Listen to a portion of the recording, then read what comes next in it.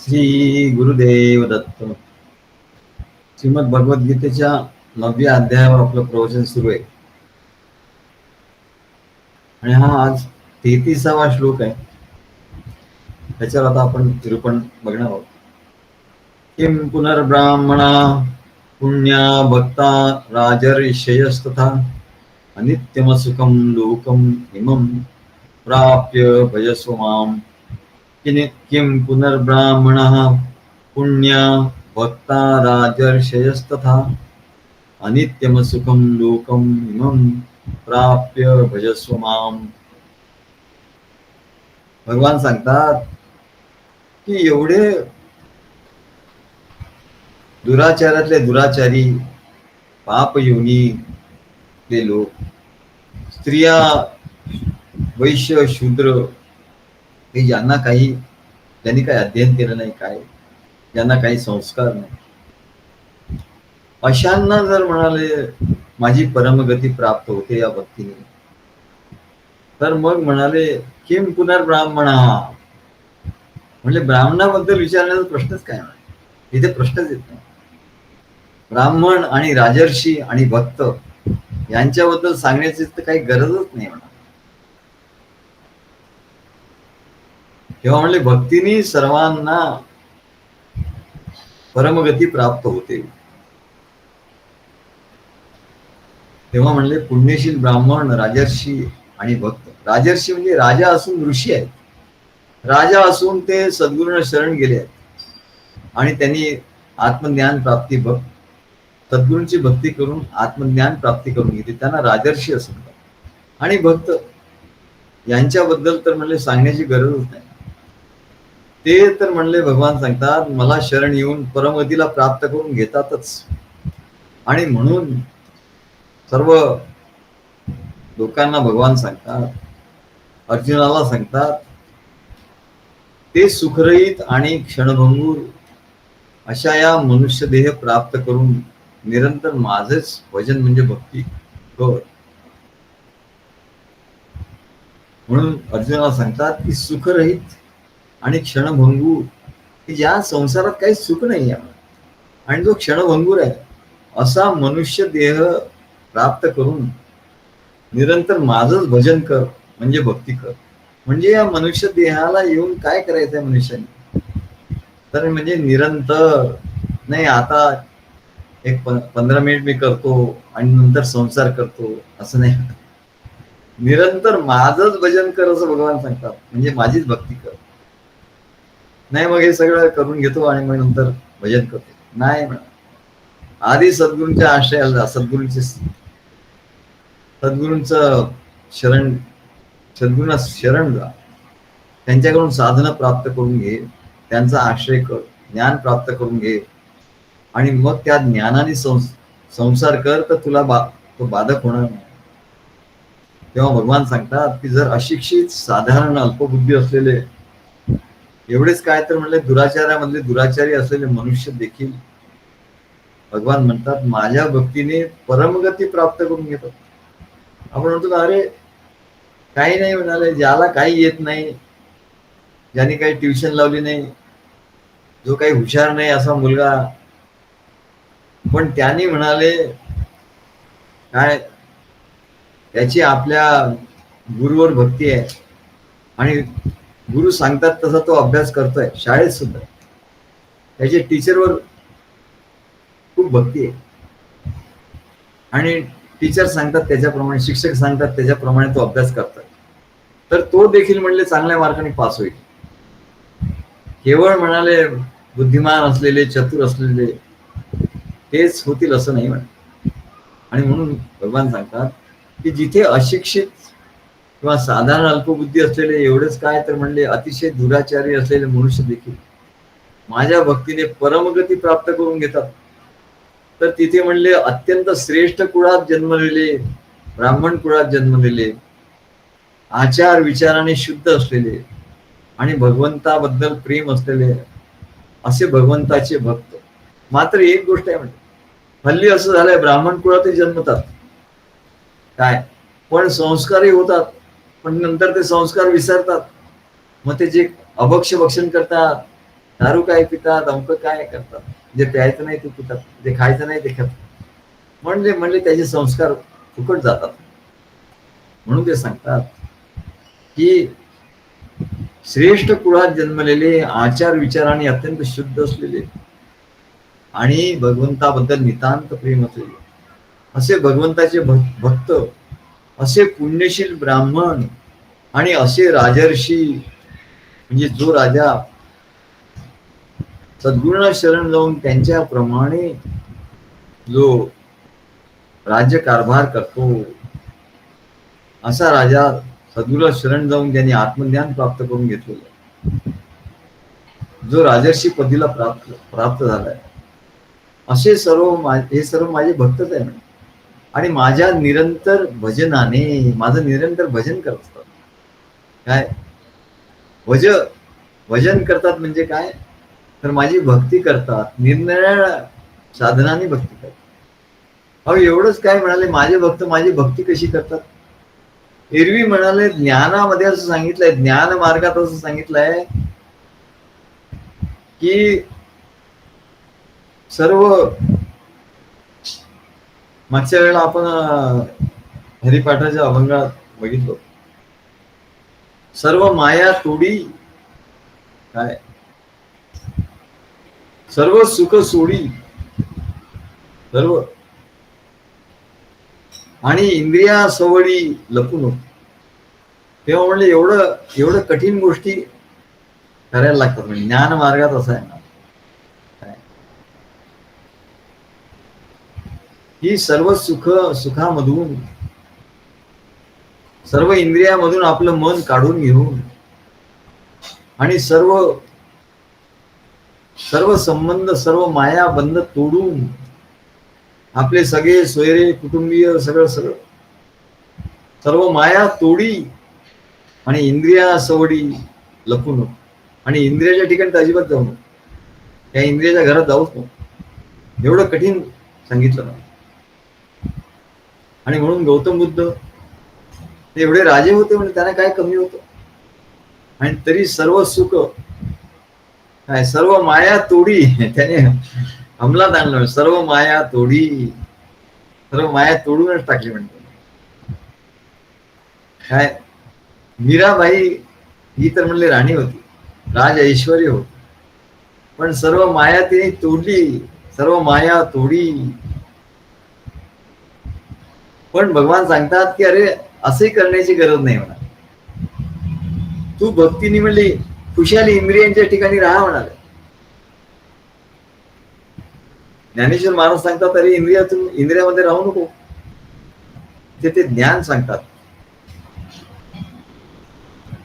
इंद्रियांमध्ये राहू नको. पण म्हणाले भगवान सांगतात, संत सत्पुरुष सांगतात, भक्ती मार्गात सांगतात अरे खुशाल इंद्रियामध्ये राहा. परंतु म्हणले कानाने तू काय असेल, घे घे माझे वाचे, या सर्व इंद्रियांना कामाला लाव म्हणले, भक्तीला. हे कामाचे लोक आहेत, म्हणजे त्यांना फक्त काम बरोबर मिळालं नाही, तर त्यांना योग्य काम मिळालं नाही म्हणते.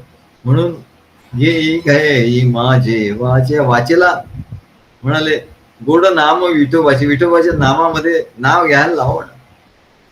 या इंद्रियामध्ये इंद्रियाला असला, डोळे तुम्ही घ्या रे सुख व्हा, पहा विठोबाचे मुख बघायला, ते रूप भगवंताचं रूप बघायला नेत्रांना लावा. संसार बघण्यापेक्षा संसारातून काढून ते हे सर्व ज्या इंद्रिय आहे त्यांना म्हणले भगवंताच्याकडे लावा, सद्गुरूच्याकडे लावा.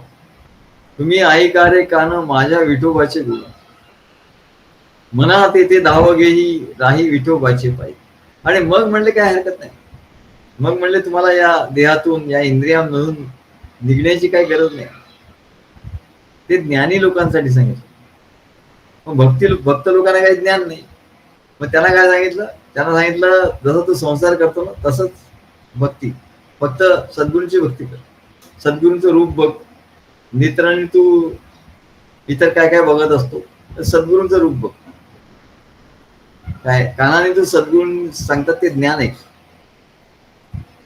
मनाने तू सद्गुरूंचं प्रेम घे. बुद्धीने तू सद्गुरूंचं ज्ञान घे,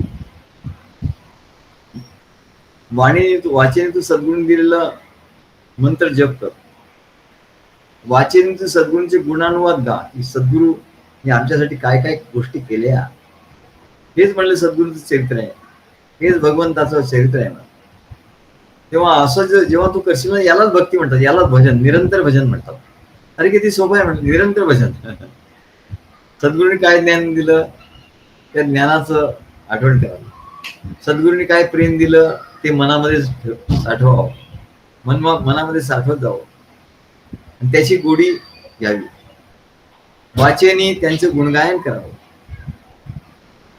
आणि नेत्रांनी त्यांचं मूर्ती बघावी आणि कानाने त्यांचं ज्ञान ऐकावं, त्यांची गुणकीर्ती ऐकावं. झालं म्हणाले. तुका म्हणे जीवा नको सोडू या केशव. आणि सद्गुरूंना कधी सोडायचं नाही, म्हणजे त्यांच्या पाय असं धरून ठेवायचं दृढ की त्यांना कधी सोडायचं नाही. जीवा, अरे याला भक्ती म्हणतात, याला भजन असं म्हणतात. निरंतर भजन म्हणजे काय? निरंतर भजन म्हणजे भक्ती. आणि भजन कशाने करायचं तर म्हणले हे सर्व जे साधनं दिली आहे म्हणले, शरीर आणि बुद्धी मन यांना निर्मुनी करी साधन. आमचे महाराज लिहिले. अरे हे शरीर, ज्याला ज्ञानी लोक म्हणले बाजूला ठेवा, शरीर नको. ज्ञानी लोक म्हणतात इंद्रिय, अरे इंद्रिय फार वाईट आहे असं म्हणतात, त्यांना बाजूला करा. त्यालाच भगवंतानी सांगितलं अरे माझ्या भक्तीला उपयोगी आहे म्हणले, फेकू नका म्हणाले. हे टाकाऊ नाही आहेत म्हणले, ही टाकाऊ गोष्टी नाहीये. तर याच्याद्वारेच आपण भक्ती करू शकतो. आणि हे नसतील तर भक्ती कशी करणार म्हणाले. कान नसतील तर ऐकणार कसं गुण, आणि जिव्हा नसेल, मुख नसेल तर कसं म्हणले भजन करणार, आणि दृष्टी नसेल तर कसं विठोबाचं सद्गुरूंचं रूप बघणार आणि कसं त्याचं वर्णन करणार, आणि मन नसेल तर कसं त्यांचं प्रेमाने गायन करणार. आणि त्याच्यामुळे सगळे राहू द्या म्हणाले. आम्ही जरी ज्ञानेश्वर महाराजांनी सांगितलेलं सर्व सुख ओढी इंद्रियामधून सगळे हे सर्व वृत्ती ओढी इंद्रियामधून ओढा म्हणले, सगळे वृत्ती सर्व माया तोडी असं सांगितलं, सर्व माया तोडून टाक. पण म्हणले आता असं करत नाही. आता तुम्ही असं करा, तुम्हाला ज्ञान नाही ना, तुम्ही भक्ती करा आणि हे राहू द्या म्हणा, सर्वांची माया राहू द्या. पण म्हणले सद्गुरूंच्या पुढे नाही. सद्गुरू आहे त्यांच्यासाठी सगळं माया तिथे तोडणं आहेत म्हणा. सर्व माया सद्गुरूंवर करा. जशी माया तुम्ही सर्व कुटुंबियांवर आप्तांवर करता, ती सगळी माया गोळा करून सद्गुरूंच्यावर करा. आणि सर्व इंद्रियांनी जसं तुम्ही संसारात सुख घेता, ते म्हणले सद्गुरूंच्या भक्तीचं सुख घ्या, त्याचं भजन करा. म्हणजे याला भजन असं म्हणतात. भजन म्हणजे काय किंवा भक्ती म्हणजे काय? भक्ती म्हणजे एवढी सोपी गोष्ट आहे म्हणजे, आणि म्हणून ते सगळ्यांना प्राप्त होण्यासारखी गोष्ट आहे. स्त्रिया असो, शूद्र असो, वैश्य असो, पापयोनी असो, कुणी असो, दुराचारी असो. आणि मग म्हणले ब्राह्मण, त्याचं राजर्षी, ब्राह्मण, भक्त म्हणजे त्यांना तर काही विचारत नाही. ते तर सहज भक्ती करतील तर सहज पटकन म्हणले माझ्या ठिकाणी एकरूप होतील. त्या भक्तीने ते निरंतर भजनाने ते भक्तीने परमगतीला प्राप्त होतील. यात नवल कसलं आहे. जेव्हा आम्ही आमच्या महाराजांच्याकडे आलो पहिल्या भेटीत, महाराज म्हणाले, आम्ही नेहमी सांगतो, आम्ही त्यांना नमस्कार केला, चरणावर मस्तक ठेवलं आणि एवढं अंतःकरण भरून आलं की अश्रूच्या धारा लागल्या. आम्ही काही बोललो नाही, तेही काही बोलले नाही. त्यांनी विचारलं नाही तो कोण आहे, कुठून आला, काय झालं. आम्ही काही सांगितलं नाही, मी कोण, माझं नाव काय, गाव काय, कुठून आलो काय. पण महाराजांनी ओळखलं आणि महाराजांनी सांगितलं की तू अत्यंत श्रेष्ठ कुळात, संत कुळात जन्माला आलेला, आणि तुझ्या मनात जी इच्छा आहे परमगती प्राप्त होण्याची, ती तुझी पूर्ण होईल. आणि म्हणून त्यांनी आम्हाला निजधाम हे नाव दिले. निजधाम म्हणजे काय? परमगती. निजधामालाच परमगती असं म्हणतात. ती परमेश्वराशी सायुज्य मुक्ती, सायुज्य भक्ती, ह्या परमगतीलाच ज्ञानेश्वर महाराजांनी निजधाम हे नाव दिलेलं आहे. ज्ञानेश्वरीमध्ये परमगती या शब्दाला ज्ञानेश्वर महाराज निजधाम, माझे ते निजधाम असं सांगितलं. आणि म्हणून अवधूत महाराजांनी सांगितलं, अरे ती परमगती तुला प्राप्त होईल तू.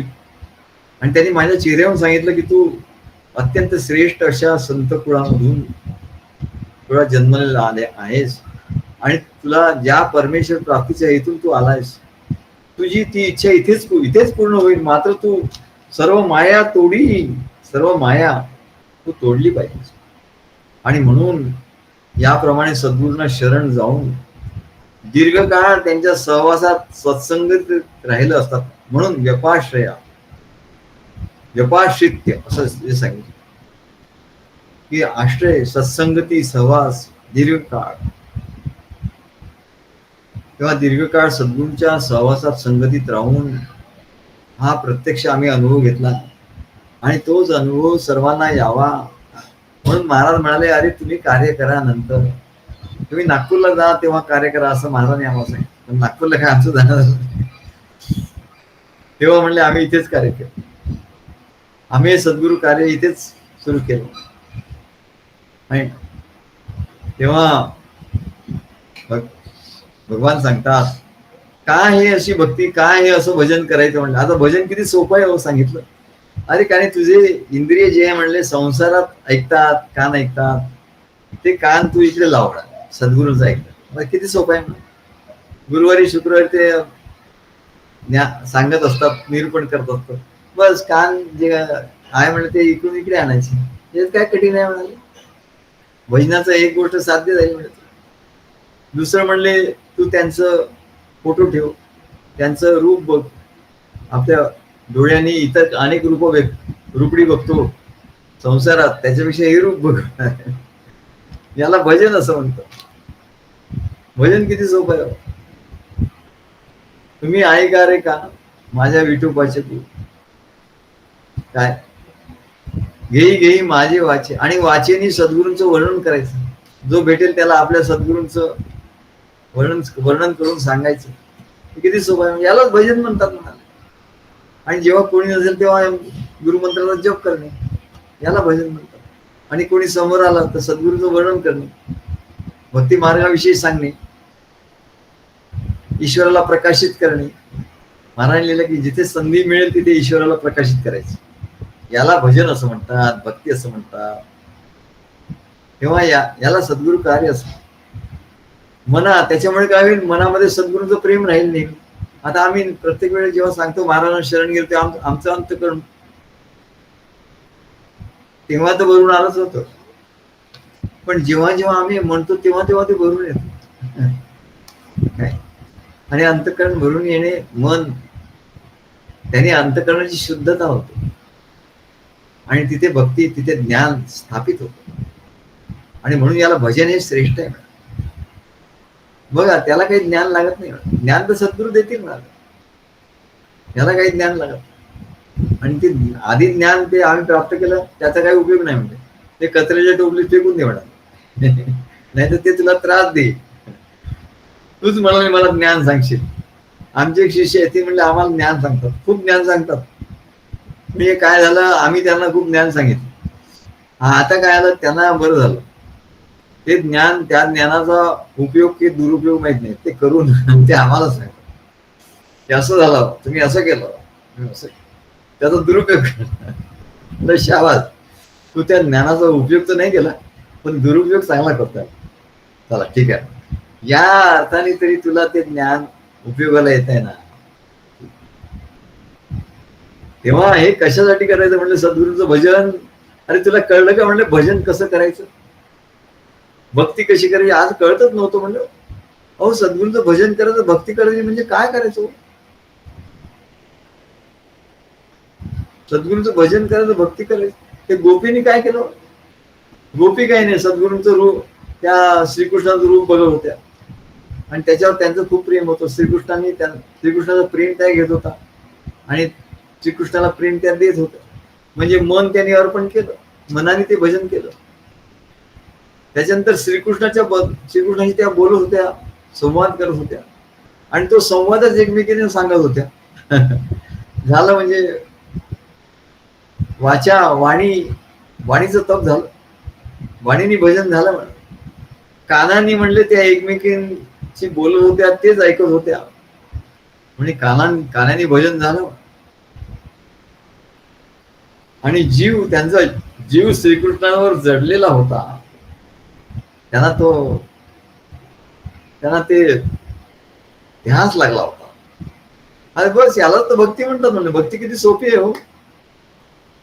म्हणजे आम्हाला माहितीच नव्हतं. म्हणजे म्हणून ते स्त्रिया असो, वैश्य असो, शूद्र असो, दुराचार्यातल्या दुराचारी असो, पाप योनीमधला किती पाप केलेला मनुष्य असो, या सर्वांना एवढं सोपं कसं झालं?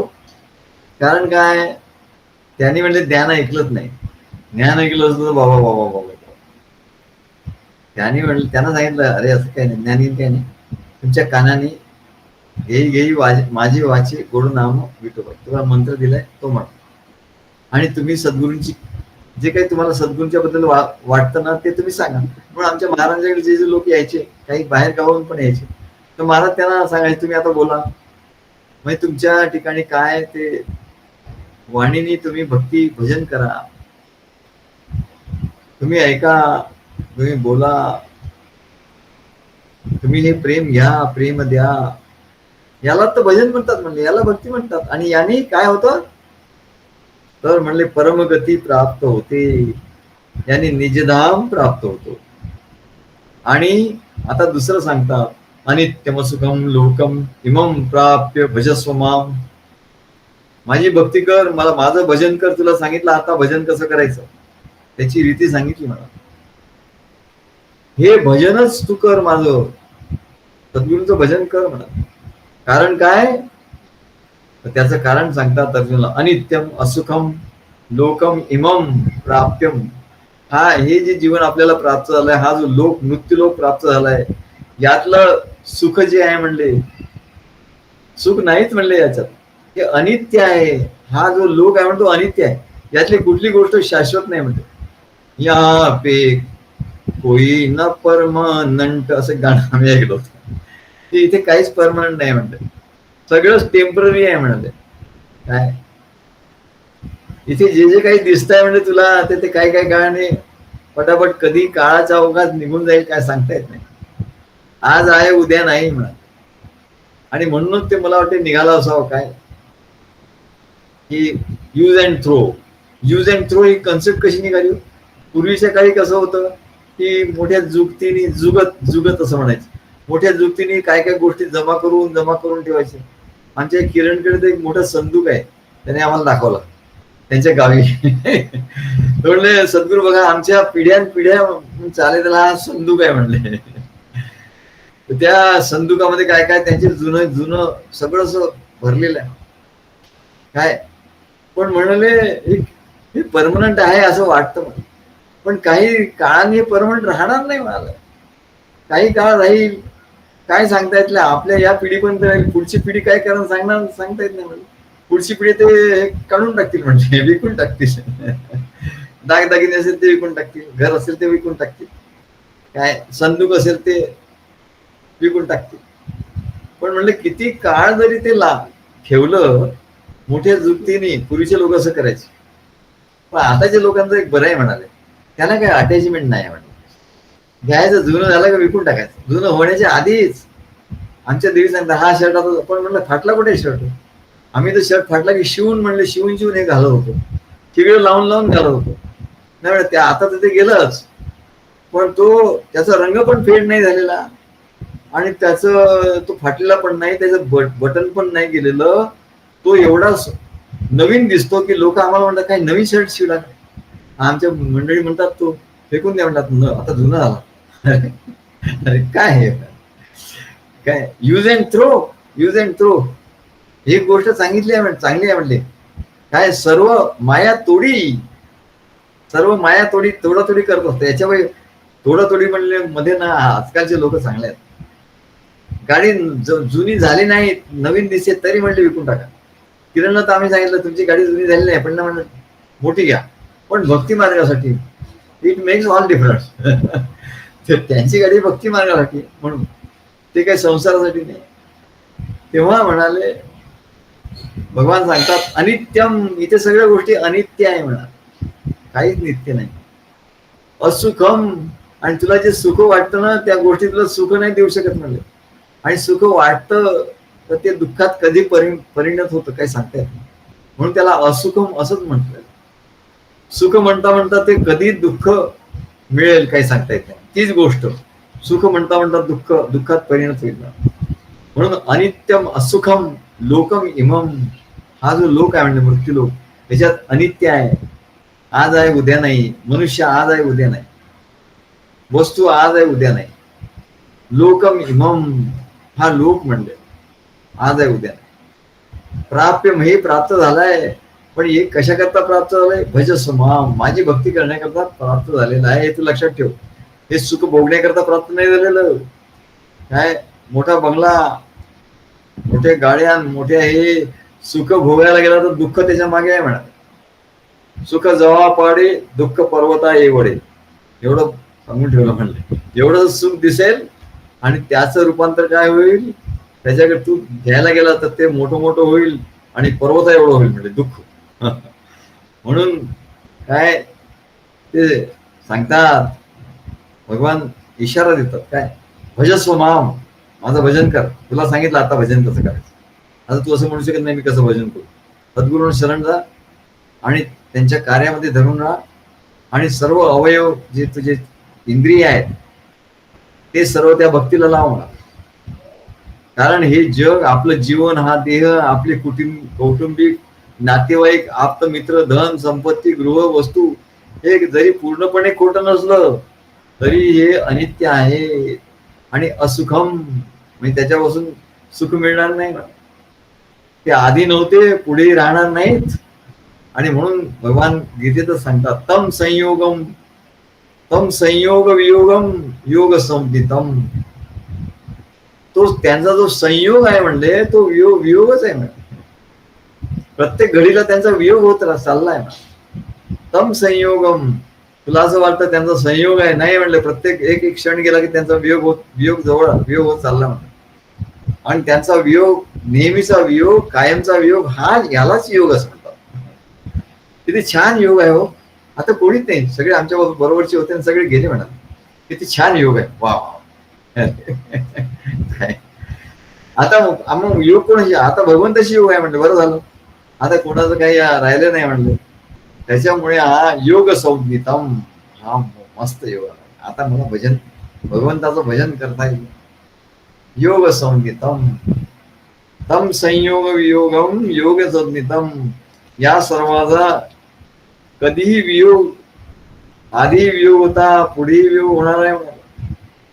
आता थोडा काळापुरता हा संयोग आहे, पण तोही क्षणोक्षणी वियोगात बदलत चाललाय. मात्र निरंतर राहणार आहे. वियोग मात्र निरंतर राहणार आहे. म्हणून वियोग हाच खरा योग आहे. यातलं जे सुख आहे म्हणजे क्षणभंगूर आहे. क्षणभंगूर, बरं ते सुख नाही म्हणलं, असुखम असंच म्हटलंय. असुखम, तुला सुख वाटतं पण जवळ गेलं की मोठा पर्वत, म्हणजे ते मृगजळ वाटतं की तिथे पाणी आहे, पण जवळ गेलं तर पाणी नसतं. म्हणजे ते ऊनच असतं म्हटलं, उन्हाचा तापच होतो काय. मग या मनुष्य देहाने या लोकात येण्याचा उपयोग काय आहे म्हणाले. मग लोक म्हणजे मला आमचा उपयोग काय आहे, मोठ्या आशेने आलो होतो इकडे सुख मिळेल म्हणून, इकडे अनेक सुखाची साधन आहे म्हणून, इथे गाडी आहे, बंगला आहे, लोक आहे, मजा आहे, मौज आहे, मॉल आहे. अहो मॉलचं सुद्धा सांगतात. मी परवा वाचलं, जेवढे मॉल होते ना तेवढे मॉल तोट्यात चालले. म्हणजे सगळे मॉल बंद झाले आणि सगळे म्हणजे काय म्हणतात त्याला, भूतखाना, त्याला भूतखाना, ते भूतच तिथे राहतात. म्हणजे आता माणसं तिथे येत नाही. पूर्वी किती लोक यायचे, म्हणजे संध्याकाळ झाली की म्हणले या मॉल मध्ये लोकांची केवढी गर्दी. तिथे म्हणले आता भूतखाना झाला म्हणजे काय कोणी येत नाही म्हणले तिथे. काय तसं म्हणजे कधी आहे आणि कधी नाही. आधीच सुख वाटत होतं ते गेलं म्हणलं. मग या मनुष्य देहाने या लोकात येण्याचा उपयोग तरी काय म्हणा. मग काय उपयोग आहे या. मग नकाही म्हणा. आता आले आहेत, आता तर काही जाऊ शकत नाही. आता तुम्ही आलात तर म्हणले एक गोष्ट सांगतो, भजस्व माम, माझे भजन करण्यासाठी आला आहात. भगवंताची भक्ती करा, सद्गुरूंना शरण जा. आणि भक्ती करण्यासाठीच ह्या लोक, हे कुटुंब, हे नातेवाईक, ही सर्व साधनं, ही सर्व इंद्रिय हे भगवंताच्या भक्तीसाठीच आहे, सद्गुरु कार्यासाठीच आहे. याचा उपयोग करून भक्तीचा निरंतर अखंड आनंद उपभोगायचा आहे. यासाठीच याचा उपयोग आहे. कारण भगवंताच्या भक्तीतच, सद्गुरूंच्या कार्यातच आनंद आहे, सुख आहे, नित्य आहे सुख, नित्य सुख आहे, समाधान आहे, शांती आहे, ऊर्जा आहे, शक्ती आहे, प्रेम आहे, ज्ञान आहे, रक्षण आहे, सर्व काही आहे. कशात? भगवंताच्या भजनामध्ये. संसारात दुःखच दुःख आहे. सब्बम दुःखम च दुःखम च अनित्यम असुखम म्हणून सांगितलं. अनित्यम असुखम लोकमिमम प्राप्य भजस्व माम. असा लोक अनित्य असुख लोकमिमम प्राप्य भजस्व माम असं प्राप्त झालं असता माझ्या भक्तीतच अविनाशी आणि अखंड सुख आहे असं भगवान सांगतात. किम पुनर्ब्राह्मण पुण्या भक्ता राजर्षयस्तथा अनित्यम सुखम लोकम इमम प्राप्य भजस्व माम, भजस्व माम, भजस्व माम. माझं भजन कर, माझी भक्ती कर, माझी भक्ती कर, असं 3 वेळा भगवान सांगतात. असो, एवढं सांगून पूर्ण. श्री गुरुदेव दत्त.